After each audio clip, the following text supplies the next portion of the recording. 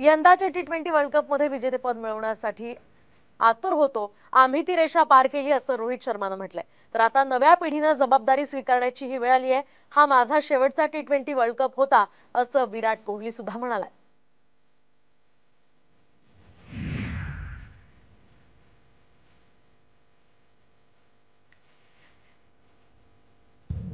मैंने सोचा नहीं था कि टी20 रिटायर करूंगा मैं, बट सिचुएशन ऐसा आ गया.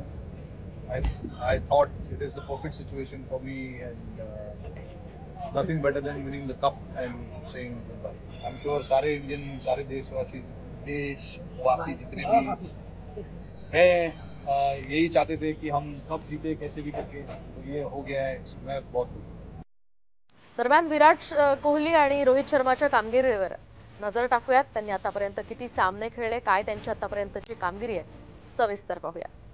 तर विराट कोहलीने आतापर्यंत 125 सामने खेळलेले आहेत. त्यानं तब्बल 4188 धावा केल्यात आणि सरासरी 48.69% त्याची जी सरासरी आहे. तर शतक आणि अर्धशतक हे त्यानं एक सामन्यामध्ये 38 केलेले आहे.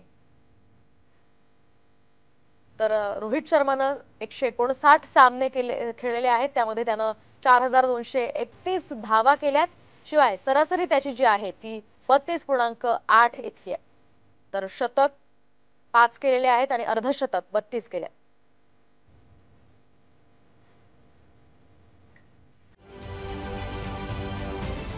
महाराष्ट्रातील सर्व बातम्यांचे विश्वासार्ह व्यासपीठ. सकाळच्या सर्व सोशल मीडिया प्लॅटफॉर्मला लाईक, फॉलो आणि सबस्क्राईब करा. तसंच सर्व नोटिफिकेशनसाठी बेल आयकॉन प्रेस करायला विसरू नका.